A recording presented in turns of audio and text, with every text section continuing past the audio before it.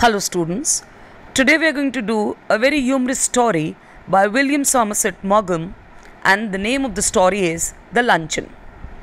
Somerset Maugham is one of the finest of the novelists and short story writer. He qualified to be a doctor, but his first attempt in writing novel established him as a successful novelist. His writings show a clear understanding of human psychology and variety of feelings.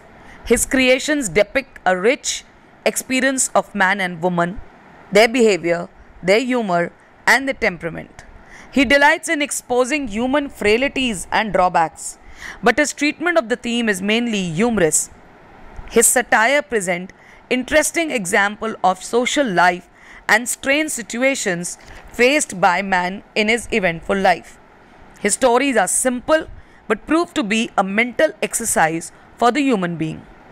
There are many curious and ironic situations dealt in his works. These situations are so humorously described that a reader, while going through them, breaks into a smile. The story, The Luncheon, by Maugham, is a very interesting story which gives an account of a very peculiar and ironic experience of the writer.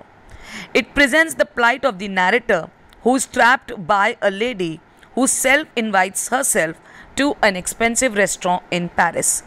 The narrative is in first person, but it does not necessarily mean that the author has undergone all the incidents which he has described in the story.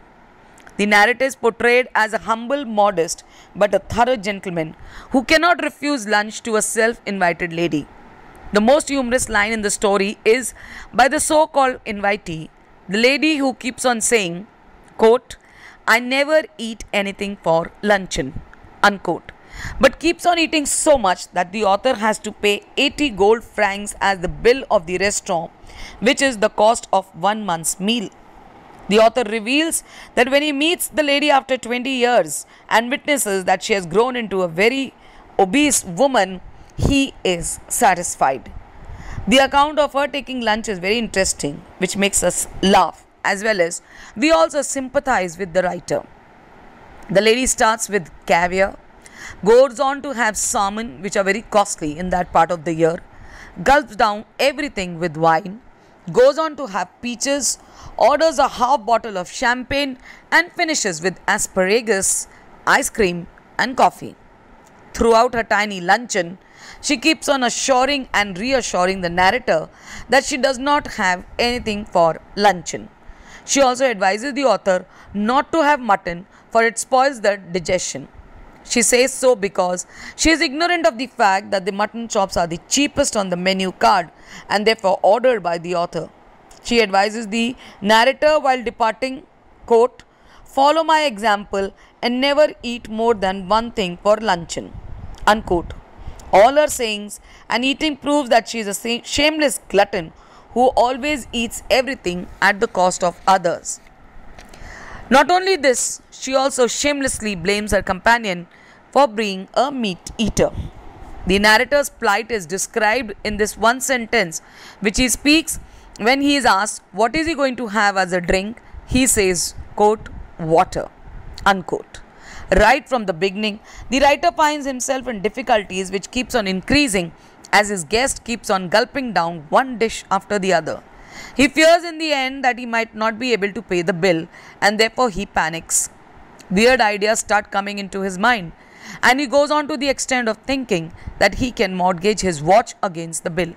He certainly does not have any affectionate feeling for the lady when he sees her eating so much, but when she advises him to eat just one thing for luncheon like her, he immediately considers her to be the worst enemy.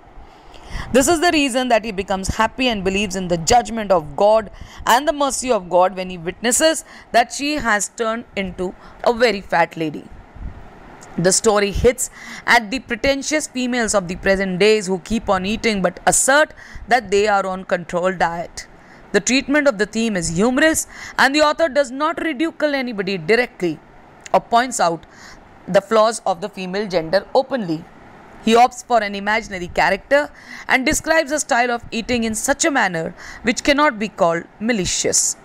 The language is simple, clear, direct, and it sends the message to the readers which is readily accepted by them.